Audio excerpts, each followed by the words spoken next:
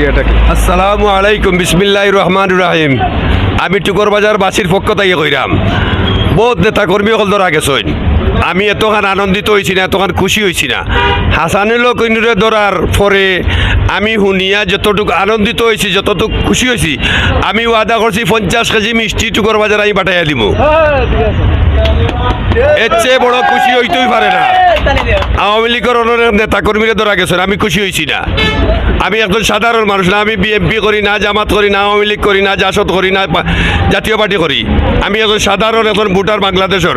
কিন্তু হাসানুল হলে নাস্তিক, নাস্তিকের উপরে দি নাস্তিক, এর মতো নাস্তিক বাংলাদেশও নাই। সবচেয়ে বেশি খুশি হয়েছি এই নাস্তিকরে ধরায়। এর এমন বিচারক বাংলাদেশও আর কোনো নাস্তিক যেন জড়বে না, বাংলাদেশও যেন তার মতো কোনো নাস্তিক জড়বে না। হাসানুল, রাশেদ খান মিলন, দিলীপ বড়ুয়া, এরা এমন বাটে বিচারক